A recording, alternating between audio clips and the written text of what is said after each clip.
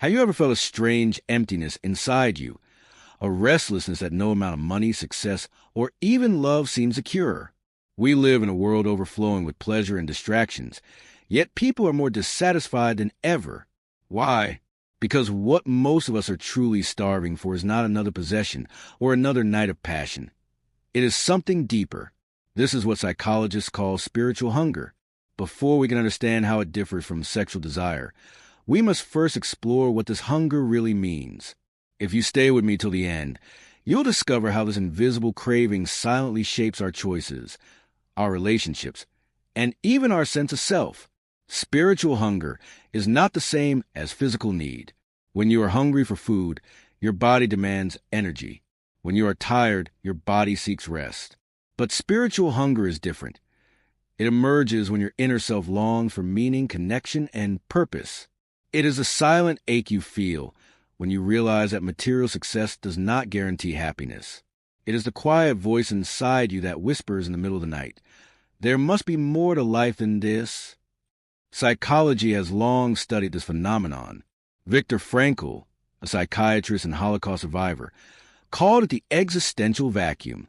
He observed that many people, especially in modern societies, live with an inner emptiness because they have lost touch with a deeper sense of meaning. Despite wealth, pleasure, and freedom, they often report feelings of boredom, anxiety, or despair. This shows us that human beings are not just biological creatures. We are meaning-seeking beings. We crave significance, direction, and something beyond mere survival. You can think of spiritual hunger as an invisible force pulling us toward transcendence. For some, this hunger is directed toward religion and the search for God. For others, it is experienced through philosophy, meditation, creativity, or a deep connection with nature. Regardless of the form it takes, the essence is the same. It is a yearning to be part of something larger than ourselves, to dissolve the loneliness of human existence by connecting with the infinite. Interestingly, this hunger often appears when life shakes us out of routine. People may go years chasing careers, relationships, or possessions, believing these will finally satisfy them.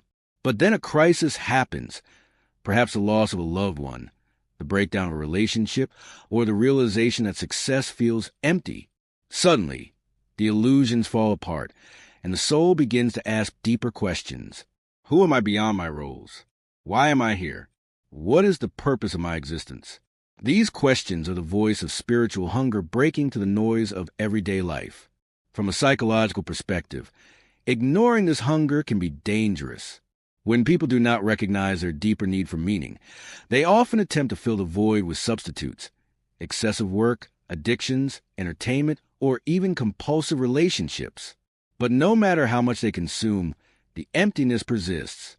It is like drinking salt water when thirsty. The more you take in, the thirstier you become. This explains why modern societies, despite being materially richer than ever, suffer from epidemics of anxiety, depression, and loneliness. The hunger was never material in the first place. It was spiritual. Carl Jung, the Swiss psychiatrist, went further by suggesting that much of what we call psychological suffering comes from neglecting this deeper dimension of the soul. He observed that patients in the second half of life often came to therapy not because of neuroses in the traditional sense, but because they had lost touch with a higher meaning. Jung believed that spirituality was not optional for psychological health. It was a necessity. In his words, every form of addiction is bad, no matter whether the narcotic be alcohol, morphine, or idealism. What counts is the right relationship to the instinctive demands of the soul. In other words, denying spiritual hunger leads to imbalance, and balance can only be restored by acknowledging the soul's need for transcendence. One powerful way to understand this hunger is to see it as a search for wholeness. In daily life, we feel divided between success and failure, between who we are and who we want to be, between our inner self and the outer world. Spiritual hunger is a deep drive to reconcile these divisions and experience unity. It is why humans across cultures create myths, practice rituals, and seek wisdom traditions. All of these are attempts to bridge the gap between the finite and the infinite, between the human and the divine. Even in modern psychology, concepts like flow states or peak experiences highlight how people naturally crave moments of transcendence. times when they feel completely absorbed, at peace, and connected to something larger. Whether through music, art, meditation, or even love, these moments temporarily satisfy the hunger by reminding us of our deeper essence. But when such experiences are absent, the soul grows restless and the hunger intensifies. In simple words, spiritual hunger is not a weakness. It is proof of our depth as human beings. It is a call of the soul, reminding us that we are more than flesh and bones, more than consumers and workers. We are meaning-seeking creatures, and unless this hunger is fed, no amount of pleasure will ever be enough. And this is why, before we can truly understand sexual desire and its role in our lives, we must first recognize this deeper craving. Because often what we mistake for sexual longing is, in fact, the soul's cry for connection, purpose, and transcendence. If spiritual hunger is a silent cry for meaning, then sexual desire is a primal call of the body and psyche for connection, intimacy, and continuation of life. Unlike spiritual hunger, which points us toward transcendence, sexual desire roots us in the physical, biological, and emotional dimensions of our being. It is one of the most powerful instincts embedded in human nature, shaping not only our personal lives, but also entire cultures and civilizations. From a biological perspective, sexual desire is nature's way of ensuring survival. It drives reproduction, ensuring the continuity of a human species. Hormones, brain chemistry, and evolutionary mechanisms all play their part in this powerful force. When desire awakens, it floods the body with dopamine, oxytocin, and other chemicals that create feelings of pleasure, attraction, and bonding. This is why psychologists often say sexual desire is not just about reproduction. It is about reward, connection, and attachment. But if we look beyond biology, sexual desire reveals a deeper psychological dimension. It is not only about physical union. It is also about the longing to be seen, valued, and loved. Many people experience sexual attraction as a way to confirm their worth, to feel wanted, and to escape loneliness. In this sense, sexual desire is both physical and emotional. It is the body's craving mixed with the heart's yearning for recognition and closeness. Psychologists like Sigmund Freud believe that sexual desire, or libido, was the central driving force behind much of human behavior. He argued that repressed sexual energy often disguises itself in our dreams, slips of the tongue, or even creative pursuits. While Freud may have exaggerated the role of sexuality, his insights open the door to understanding how deeply woven this desire is into the fabric of human life. Carl Jung, however, offered a different perspective. He agreed that sexuality was powerful, but believed it was only one expression of a broader life energy he called the psyche's vitality. According to Jung, sexual desire often carries symbolic meaning. For example, the longing for physical intimacy can sometimes represent the deeper desire for union, not just with another person, but with hidden parts of ourselves. In this way, sexuality can act as both a literal and metaphorical force.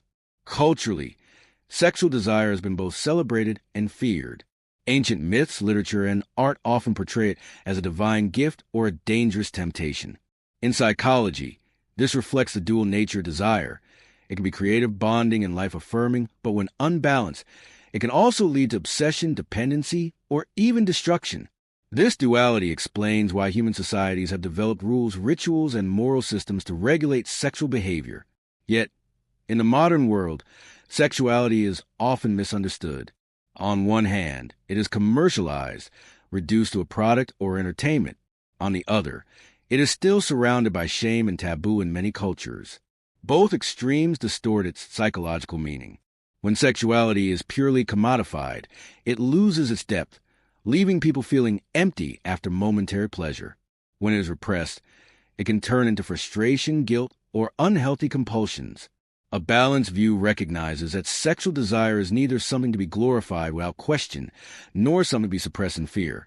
It is a natural, vital force that requires understanding and integration. What makes sexual desire particularly complex is its ability to intertwine with our identity and self-worth. A rejection in love or intimacy often feels like a rejection of the self, not just of the body. This is why relationships, attraction, and even fantasies carry such emotional weight. They are never purely physical. They reflect deeper psychological dynamics, including the need for acceptance, the fear of abandonment, and the desire to merge with another. From a psychological standpoint, the healthiest approach to sexual desire is not to deny it, nor to indulge it blindly, but to understand what it is truly expressing. Sometimes it is simply biological drive. Sometimes it is the expression of loneliness. Sometimes it is a projection of our inner ideal onto another person. The more aware we are what lies beneath our desire, the less we're enslaved by it, and the more we can channel it into meaningful connection. And this is where the connection between spiritual hunger and sexual desire becomes clearer, because often what appears to be sexual craving is, at its core, the longing for intimacy, unity, and transcendence. In other words, many people mistake the soul's hunger for the body's hunger.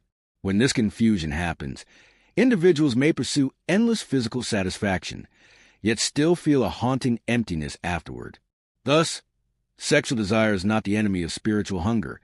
It is its mirror, its shadow, and sometimes its substitute. To understand one without the other is to misunderstand the depth of human psychology. Only by studying both can we begin to see the truth of our inner longings.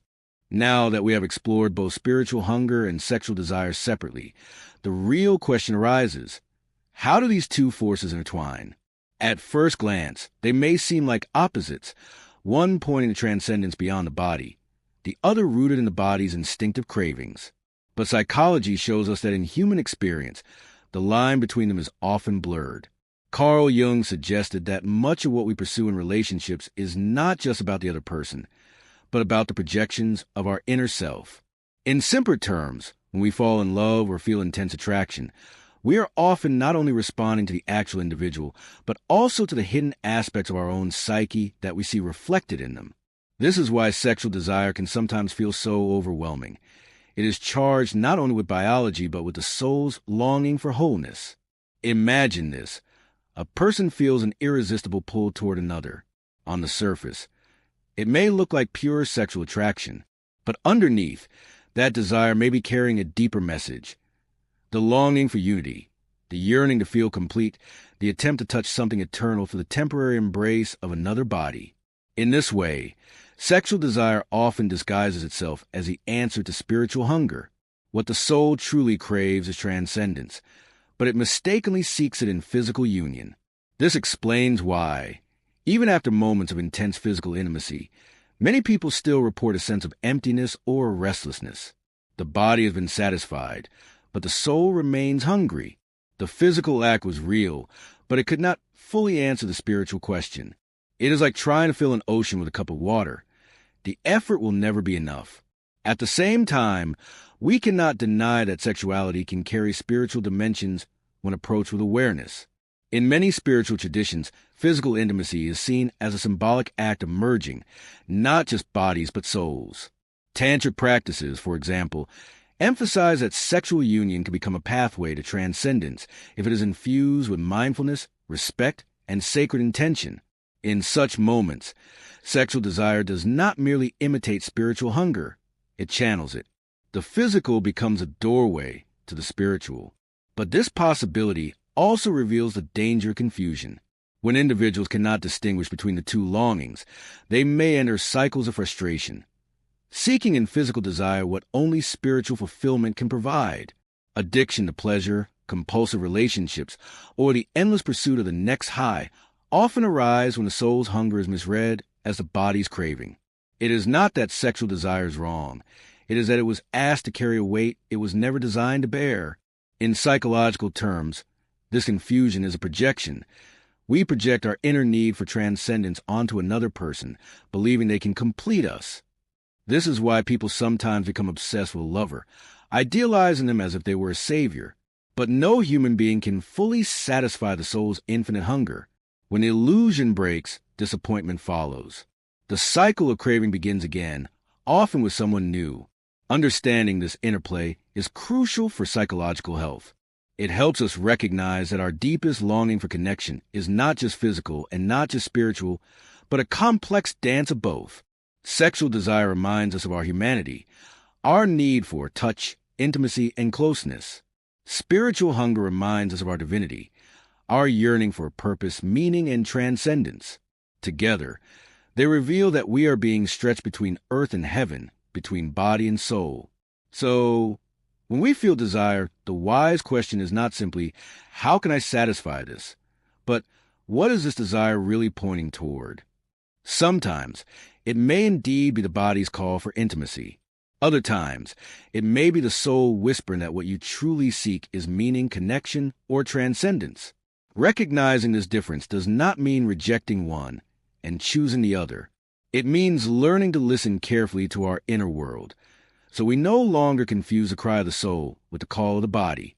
When we do this, both desires can coexist, not as rivals, but as mirrors of each other. If spiritual hunger and sexual desire are two forces constantly shaping our lives, then the ultimate challenge is balance. For many people, the confusion between these longings creates cycles of emptiness, chasing physical satisfaction when the soul is crying for meaning, or rejecting physical intimacy in the name of spirituality, leaving the body's natural needs unheard. Psychology teaches us that true well-being comes not from denying either force, but from integrating both. Balance begins with awareness. The first step is learning to pause and ask ourselves, what am I truly longing for right now? Is this craving the body's call for intimacy, closeness, and love, or is it the soul's cry for purpose, transcendence, and belonging? This self-reflection prevents us from misdirecting one hunger into the wrong outlet. A person who mistakes spiritual hunger for sexual desire may enter relationship after relationship, yet never feel satisfied. On the other hand, someone who suppresses sexual desire in the name of purity may cut themselves off from a natural, life-affirming part of being human. Awareness helps us honor both sides without letting one dominate or distort the other. In therapeutic settings, psychologists often guide people to explore the deeper layers of their desires. For example, a client struggling with compulsive sexual behavior may discover that underneath the craving for pleasure lies a profound loneliness or absence of meaning. Healing, in such cases, is not only about controlling behavior, it is about addressing the spiritual void.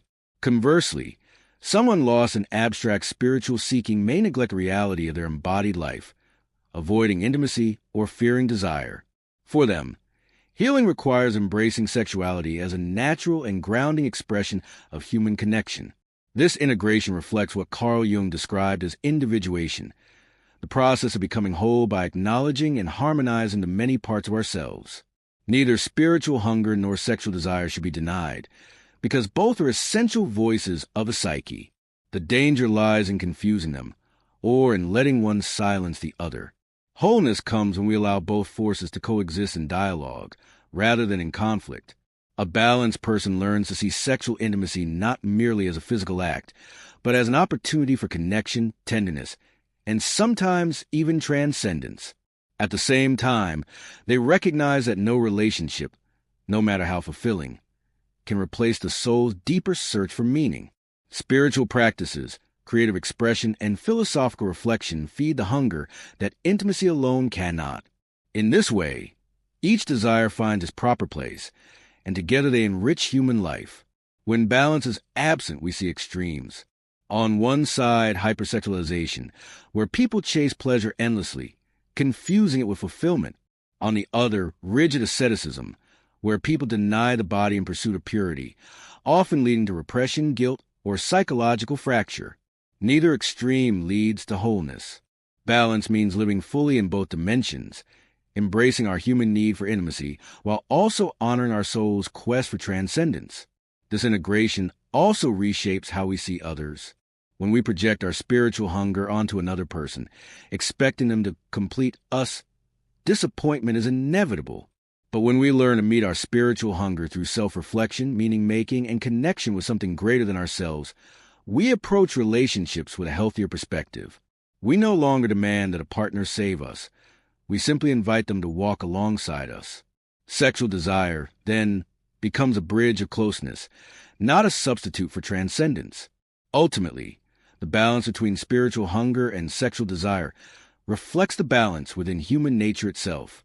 We are beings of flesh and spirit, body and soul, earth and sky. To deny one is to fragment ourselves. To integrate both is to live fully.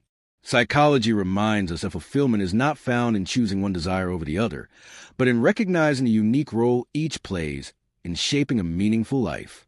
And so, When you next feel the pull of desire, whether it is a craving for intimacy or the longing for transcendence, pause and listen. Ask yourself, what is my soul truly asking for? That moment of awareness may be the first step toward wholeness. Have you ever wondered why so many people, even after achieving wealth, love, and pleasure, still whisper to themselves, something is missing? That whisper is not weakness. It is the voice of the soul. And when we confuse that whisper with physical craving, we chase endlessly but never arrive. Throughout this journey, we have seen that spiritual hunger and sexual desire are not enemies. They are two expressions of the same human longing, the search for connection. One seeks intimacy with another person. The other seeks intimacy with meaning itself.